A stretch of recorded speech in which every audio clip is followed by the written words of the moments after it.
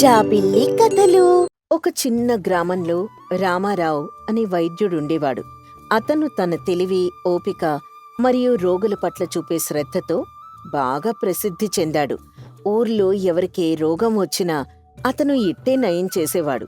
అయితే ఓ రోజు ఆ ఆస్పత్రిలో ఒక సమస్య వచ్చింది. అయ్యా, నాకు జ్వరం తగ్గడం లేదు. తలనొప్పి, ఒళ్ళు నొప్పులు కూడా ఉన్నాయి. ఏం చేయాలో అర్థం కావడం లేదు. ముందు మీరేం కంగారు పడకండి. జ్వరమే కదా, తగ్గిపోతుంది. అది కాదయ్యా, ఒళ్ళంతా నిప్పులు చిమ్మినట్టు అయిపోతోంది. మరేం పర్లేదమ్మా, నేను చూస్తాను కదా. ఆ ఎప్పటినుంచి ఈ జ్వరం మొదలైంది? 2 రోజులయిందయ్యా. ఇంకా ఏవైనా లక్షణాలున్నాయా? జలుబు, దగ్గులాంటివి ఏవైనా? అలాంటివేం లేవయ్యా. కాకపోతే కాస్త గొంతు మంటగా ఉంది. రాత్రిళ్ళు జ్వరం ఇంకాస్త ఎక్కువ అవుతుంది. సరే సరే, నీతో పాటు ఎవరైనా వచ్చారా? మా అమ్మగారు వచ్చారయ్యా, బయటున్నారు సరే, లోపలికి రమ్మని చెప్పండి అని అనడంతో లలిత తల్లి సరళ లోపలికొస్తుంది. అయ్యా, మా అమ్మాయి ఆరోగ్యం మీ చేతుల్లో ఉంది. మాకేమీ అర్థం కావడం లేదు. ఇదేవైనా పెద్ద జబ్బా? అయ్యయ్యో, మీరేం కంగారు పడకండి. ముందు కొన్ని పరీక్షలు చేయిద్దాం. సమస్య ఏంటో తెలుస్తుంది కదా. అలాగే అయ్యా. కిషోర్, లలిత రక్త నమూనా తీసి జ్వరానికి కారణాన్ని కనుగొనేందుకు పరీక్షించడానికి అంతా సిద్ధం చేయి అని తన దగ్గర పనిచేసే వ్యక్తికి చెప్పాడు. అప్పుడు కిషోర్, సరే అయ్యా, నేను వెంటనే ఆ పని చేస్తాను. అమ్మ లలిత, నువ్వు ఇక్కడ కూర్చో. 1 నిమిషంలో పూర్తి చేస్తాను అని పరీక్షలు చేస్తూ ఉంటాడు. ఇంతలో ఊర్లో పుకార్లు మొదలైపోతాయి. ఊరి నీళ్ల పంపు దగ్గర సూర్యకాంతం, వదినా, ఇది విన్నావా? ఆ సరళ కూతురికి ఏదో జబ్బొచ్చిందట. జబ్బా? నిన్నావిని అడిగితే జ్వరమని చెప్పిందొదినా. ఆ అన్నీ మనకి చెప్తారా ఏంటొదినా? అదేదో పెద్ద జబ్బే అంట.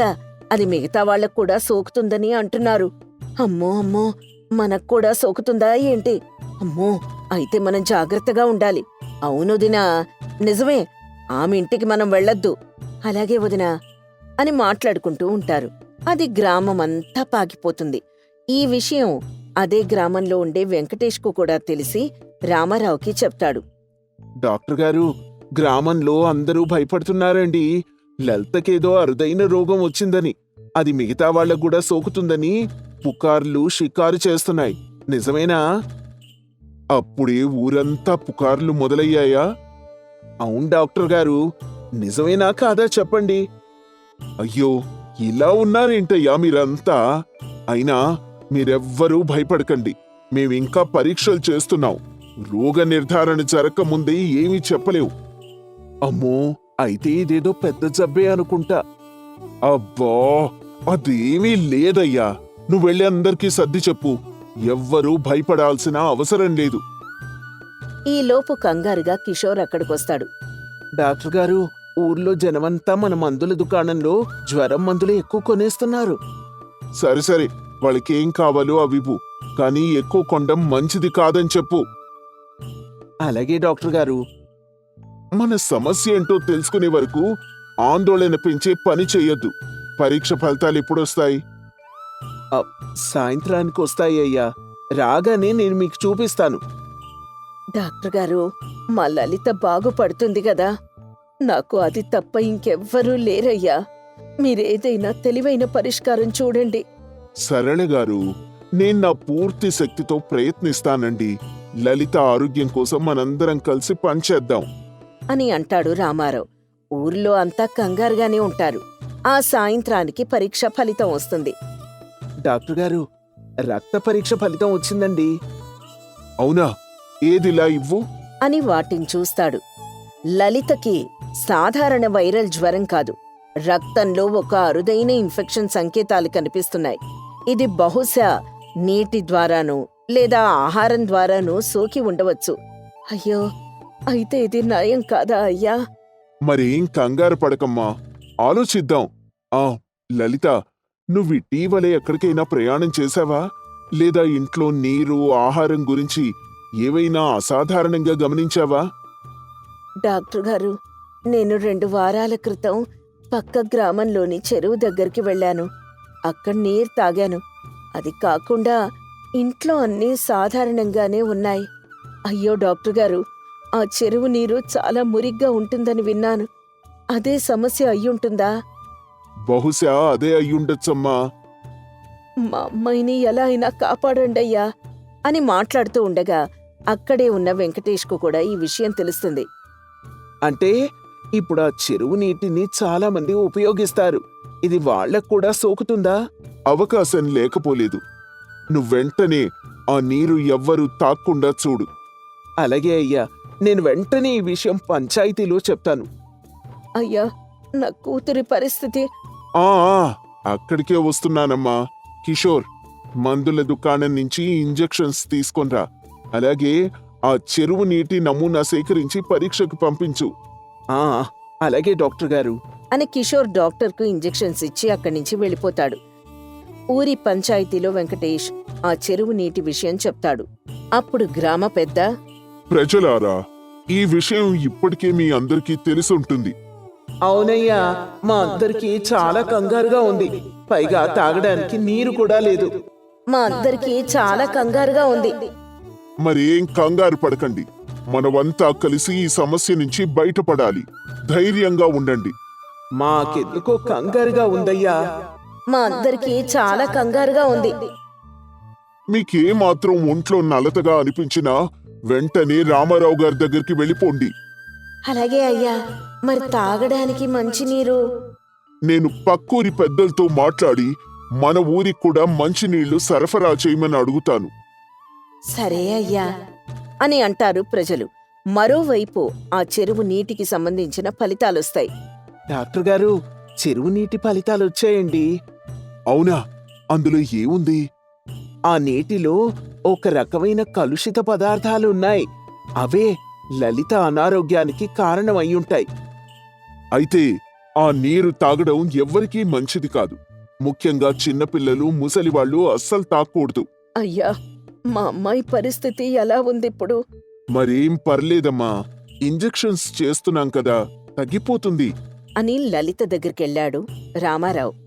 లలిత, ఇప్పుడు ఎలా ఉందమ్మా నీకు? ఏవైనా తేడా తెలుస్తోందా? జ్వరం కొంచెం తగ్గినట్టుందండి. తలనొప్పి కూడా కొంచెం పర్లేదు. మంచిది. సరళ గారు, మీరు మీ అమ్మాయిని సరైన సమయానికి తీసుకునొచ్చారు. లేదంటే పరిస్థితి చాలా విషమించేది. మీ తెలివి, శ్రద్ధ వల్ల మా అమ్మాయి బతికిందండి. మీరు నిజంగా గొప్ప వైద్యులు.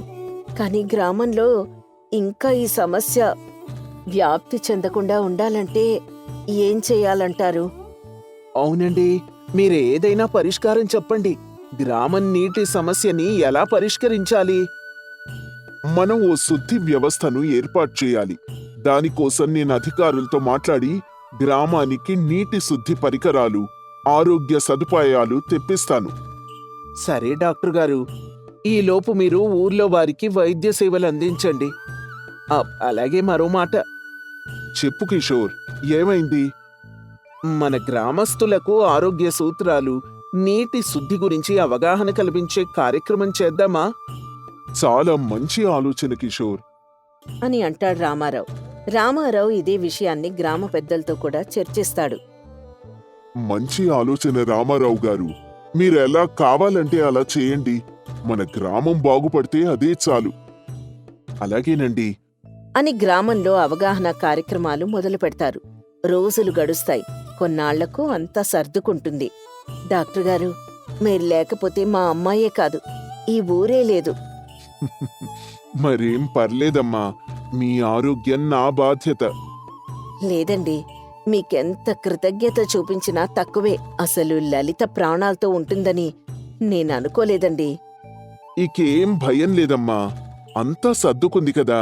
అవును డాక్టర్ గారు, అంతా బాగుపడినట్టే సరే సరే, ఇక నుంచి అంతా జాగ్రత్తగా ఉండండి అని అంటాడు రామారావు. అలా రామారావు లలితను కాపాడటమే కాక గ్రామంలో నీటి సమస్యను పరిష్కరించే దిశగా అడుగులు వేశాడు. అందరూ కలిసి ఈ సమస్యను అధిగమించారు. డాక్టర్ రామారావు నిజంగా ఒక తెలివైన వైద్యుడిగా గ్రామంలో చిరస్థాయిగా నిలిచాడు. కొత్తపల్లి అనే చిన్న గ్రామంలో రఘురాం అనే పేద రైతున్నాడు. చిన్న చిన్న పొలం పనులు చేసుకుంటూ జీవితం గడిపేవాడు. కాని అతను నీతి నిజాయితీలో మాత్రం మచ్చలేని మనిషి. అతని భార్య అనసూయకు మాత్రం డబ్బు మీద ఎక్కువ ఆసుండేది. గొప్పలు చెప్పుకుంటూ తిరుగుతూ ఉండేది. అలా పైకి గొప్పలు చెప్పుకుంటూ లోపల భర్తను నిందిస్తూ ఆమె కాలం గడుపుతూ ఉండేది. అలా ఓ రోజు చీకటి పడుతున్న సమయంలో రఘురాం ఇంటికొస్తాడు. అనసూయ, ఉన్నావా? రోజంతా కష్టపడి నాకొచ్చిన డబ్బుతో ఈ కొద్దిపాటి కూరలు తెచ్చాని. ఆ కొత్తగా ఏముంది, రోజు ఇదే పాఠం కదా. ఈ రోజు పనెవరిచ్చారు? ఈరోజు రంగయ్య గారి తోటలో పనిచేశానే. ఏం లాభం? ఎంత పిండికంత రొట్టెని రోజు నాకీ గోల తప్పేలా లేదు. ఈ బట్టలు చూడు ఎలా చినిగిపోయాయో. ఇప్పటి వరకు ఒక్క చీరైనా కొనిచ్చావా? నేనేం చేసేది అనసూయ? అక్కడికి నాకు తెలియని పనులు కూడా చేస్తూనే ఉన్నాను కదా. ఏం చేసినా నీకోసమే కదా. పెళ్ళైనప్పటినుంచి చూస్తూనే ఉన్నాను. ఇలాంటి మాటలు తప్ప ఎక్కువ మొత్తంలో డబ్బు సంపాదించిన పాపాన పోలేదు. అదేంటి అనసూయ, నువ్వు కూడా నా పరిస్థితి చూస్తూనే ఉన్నావు కదా. చచా, అసలు నువ్వు ఎప్పుడు డబ్బు సంపాదిస్తావో ఏంటో అని విసుక్కుంటూ అక్కడి నుంచి వెళ్ళిపోతుంది. ఆ మాటలకు రఘురాం బాధపడుతూ ఉంటాడు. ఇలా ప్రతిరోజూ ఆమె ఏదో ఒక గొడవ పెట్టుకుంటూనే ఉండేది. ఆ మరుసటి రోజు ఉదయం ఎదురింటి లక్ష్మమ్మ అనసూయతో, ఏమ్మా అనసూయ, అంతా కులాసాయేనా? ఆ నాకేంటి పిన్ని, బ్రహ్మాండంగా ఉన్నాను. నాకేం తక్కువ? తక్కువని ఏమీ అనలేదమ్మా. పాపం రఘు పొద్దున్న నుంచి సాయంకాలం దాకా కష్టపడుతూనే ఉంటాడు కదా. పనికి వెళ్తే కాని రోజు గడవదు. అదే అంతా బాగానే ఉందా, ఏవైనా సాయం కావాలేమో అని మాట వరుసకు అడిగానంతే. అబ్బో, మీ సాయం మాకేం అవసరం లేదులే. మా ఆయన నా కోసం చాలా డబ్బు సంపాదిస్తున్నాడులే పిన్ని. అవునా? పోన్లే అమ్మా, ఎవరికైనా కావాల్సిందదే కదా.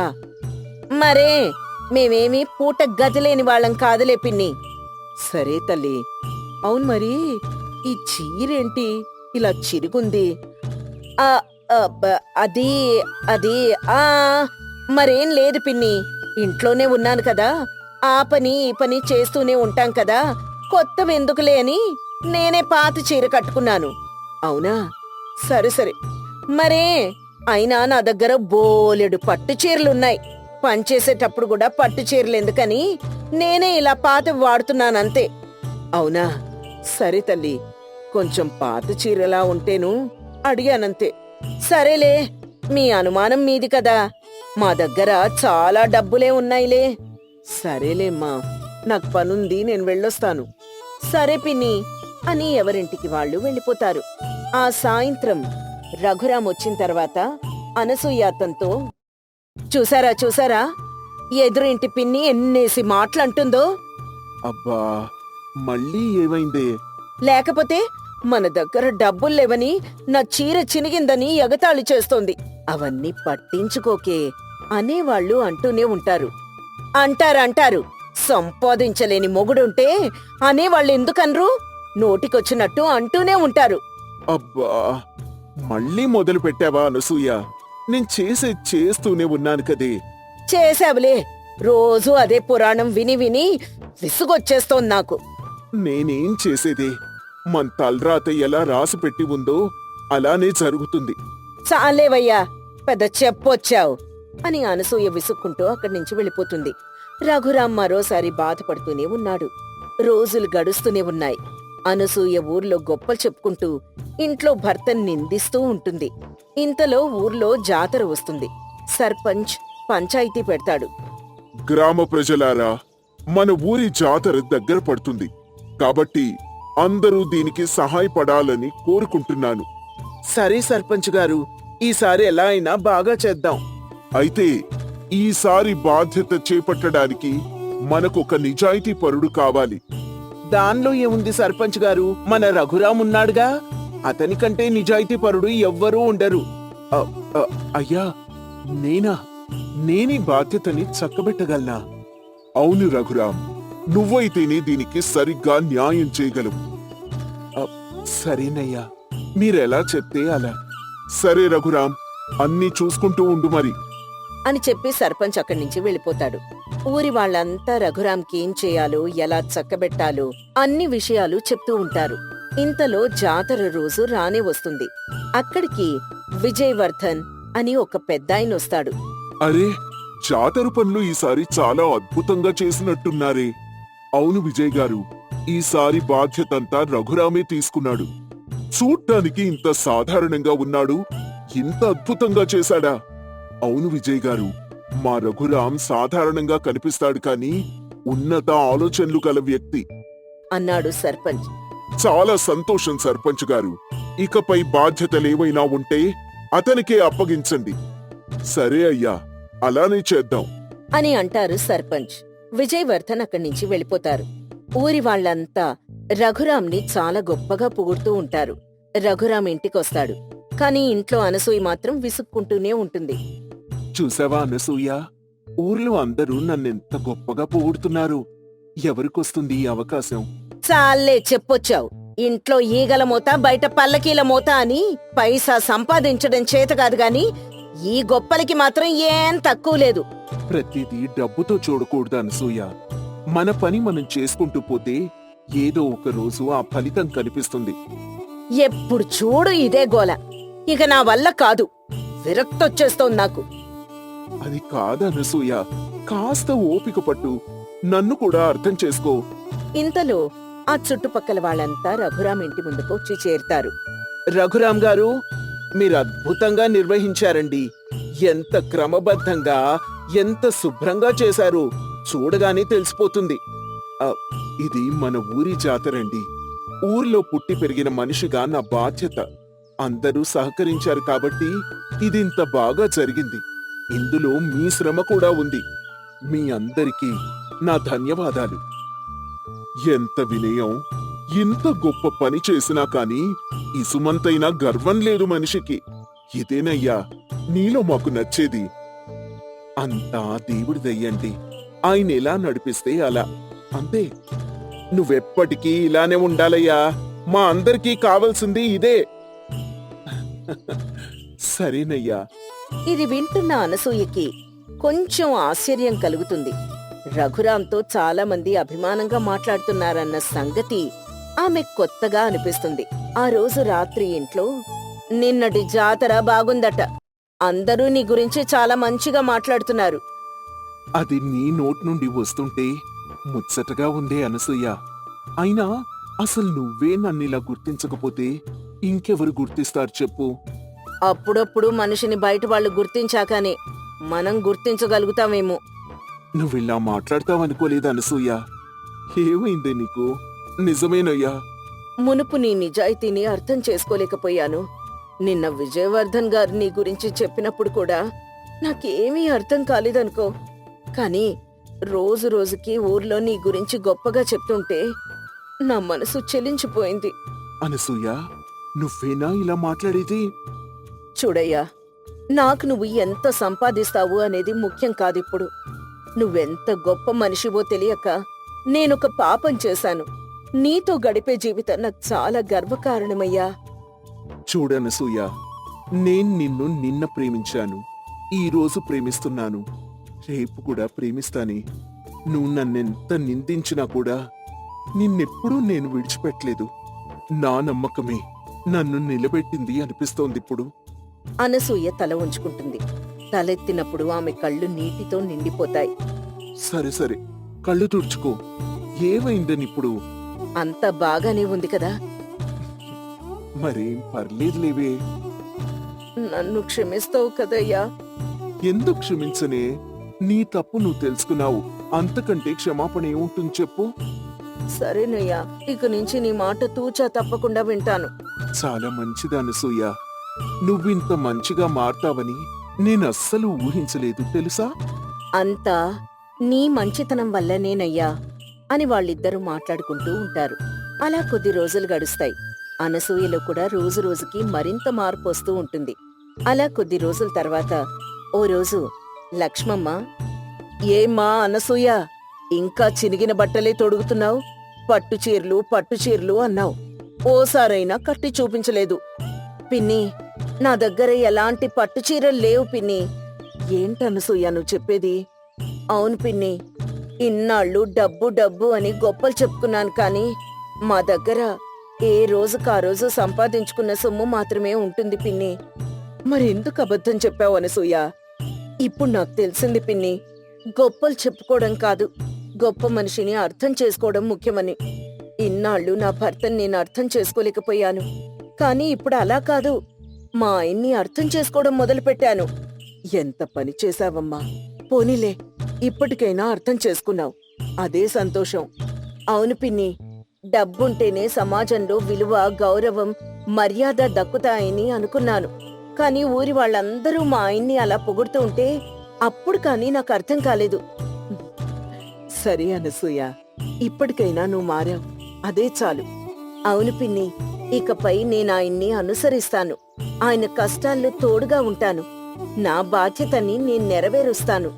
ఇదే అమ్మాయి, ప్రతి గృహిణి ఇలా భర్తకు అండగా ఉంటే చాలు, అంతకు మించి వాళ్ళు కోరుకునేది ఏదీ ఉండదు. సరే పిన్ని అని చెప్తుంది అనసూయ. ఇవన్నీ ఆ పక్కనే ఉన్న రఘురాం కూడా వింటాడు. ఆమె చూపు రఘురాం మీద పడుతుంది. అతను పొలానికి వెళ్తూ వెనక్కి తిరిగి నవ్వుతూ చూస్తాడు. ఊహల్లో చెప్పే గొప్పలు రోజురోజుకి మారిపోతూ ఉంటాయి, కానీ నిజమైన గొప్పతనం అది సత్యం మీద నిలబడిన మనిషిని మాత్రం వదలదు.